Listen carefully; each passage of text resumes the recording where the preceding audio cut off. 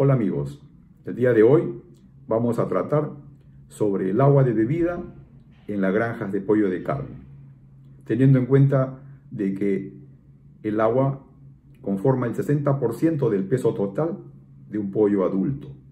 Asimismo, respecto a la ingesta, el consumo de agua va de 1.6 a 2.5 litros por kilo de alimento consumido. Entonces, sí, realmente es importante. Asimismo, si consideramos que la temperatura recomendada del agua para el pollo de carne en granjas oscila entre 18 y 24 grados,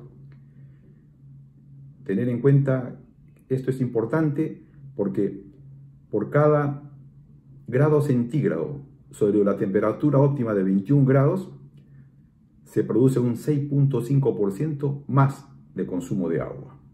Entonces, por estos puntos que se han planteado, el agua es un elemento sumamente importante y esencial en la vida de los pollos. Considerando de que el agua que le debemos dar a los pollos debe ser potable, sin ninguna irregularidad en el color, olor, sabor, y menos aún que contenga elementos nocivos o contaminantes. Pero, ¿qué es lo que pasa en nuestras granjas? En nuestras granjas, el abastecimiento de agua generalmente es de pozos tubulares o de pozos artesanales y trasladadas a través de cisternas o bombeadas con un sistema de bombeo a través de tuberías. Entonces, el agua varía considerablemente dependiendo de la época de lluvias en verano o en invierno. Por lo tanto, varían las composiciones de minerales y varía también la composición microbiológica, teniendo en cuenta de que algunos de estos pozos, o muchos en algunos casos, están en centros poblados o en centros donde hay eliminación de desechos y la contaminación a veces es muy frecuente. Entonces tenemos que tener en cuenta estos dos elementos, la parte físico-química y la parte microbiológica. Y este punto es importantísimo para poder desarrollar un trabajo de equipo, porque se tiene que estar recurriendo a un elemento fundamental, principal, que es la determinación a través de análisis de la composición físico-químico y de la parte microbiológica del agua. Interviene el responsable del laboratorio de análisis, interviene el responsable de sanidad, interviene el nutricionista e interviene los administradores de producción y todo el equipo de granja. Entonces, es importante poder hacer con cierta frecuencia la parte de los análisis microbiológicos y en este caso deben variar en promedio 15 días. ¿Para qué? Para que con un análisis microbiológico podamos determinar los niveles de contaminación por coliformes totales y por Escherichia coli principalmente. Y con ausencia indudablemente de coliformes fecales y de pseudomonas, porque ahí estaríamos hablando ya de un agua bastante contaminada. Asimismo, respecto a lo que es análisis físico-químicos, es importante ver las concentraciones de minerales como sodio, potasio, calcio, fósforo, cloruros, nitritos y nitratos. Y estar en constante coordinación con el nutricionista para que pueda hacer los reajustes, en el caso se necesite algún reajuste a nivel nutricional con la finalidad de poder evitar tránsitos rápidos o problemas de absorción que pueden generar problemas sanitarios indefectiblemente. Entonces, es importante tener en cuenta la parte microbiológica y la parte físico-química. La parte físico-química, indudablemente, que se puede hacer cada 6 meses, pero en el mejor de los casos es importante hacerlo cada 4 meses. Entonces, en granja, los límites permisibles de cloro en los análisis de agua tienen que ser dados entre 2 y 4 partes por millón. En el caso del pH, los análisis de agua deben estar entre 6.5 y 8.5 partes por millón. Entonces, ya podemos definir claramente, ¿no?, que la unidad de medida para poder determinar la medición de cloro está dada por miligramos por litro de agua, y en el caso del pH está dada la medición por partes por millón. Y en la granja debemos contar con el equipo de medición de cloro residual, que es un kit de cloro, y para medir el pH necesitamos los pHímetros. Entonces, esto es importante para poder realizar un adecuado registro y control de pH y cloro en agua.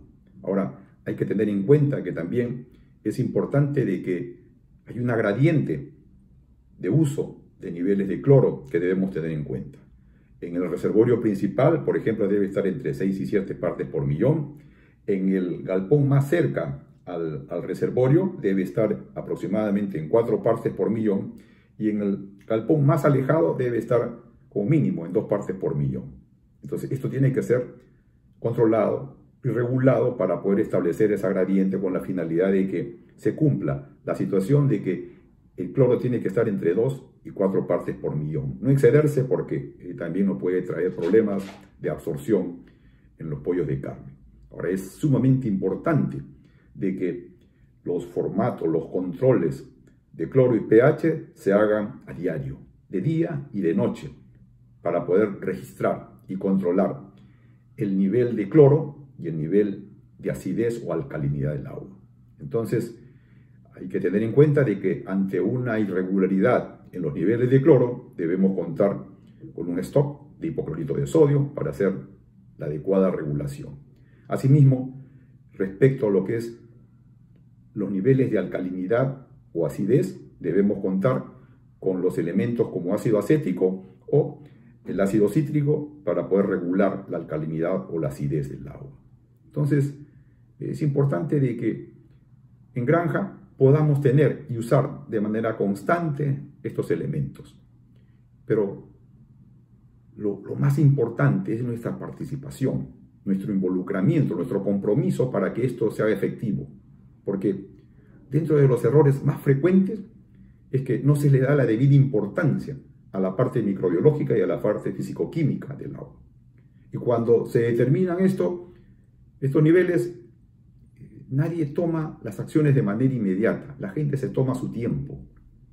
Y pasan los días y los pollos continúan con los problemas a consecuencia de estos niveles irregulares, en el caso de presentarse. Entonces, es importante tomar acciones inmediatas.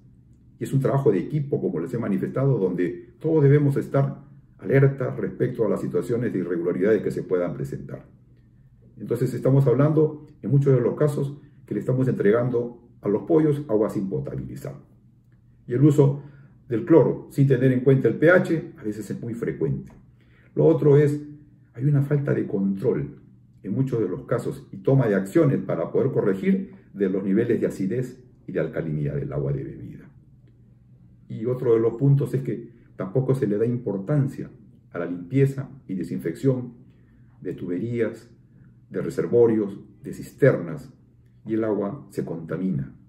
Se contamina en cualquiera de estos puntos. Pero a veces lo más triste, señores, es de que cuando actuamos pensando de que estamos limpiando adecuadamente los bebederos, usamos trapos sucios, baldes con agua contaminada, y estamos, en vez de limpiar, estamos contaminando todos los bebederos.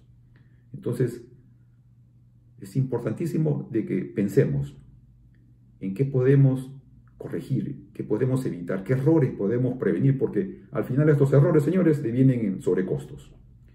Los pollos se contaminan por Escherichia coli, que es lo más frecuente, vienen los problemas sanitarios, aumenta la mortalidad, se afecta la calidad del pollo de carne y nos preguntamos en qué estamos fallando. Y fallamos en cosas tan obvias, tan simples, que podemos realizar con un adecuado registro y control del agua principalmente, señores. Siempre recuerden, señores, ustedes cambian, cambia el mundo, cambia vuestro mundo, señores. Ustedes pueden.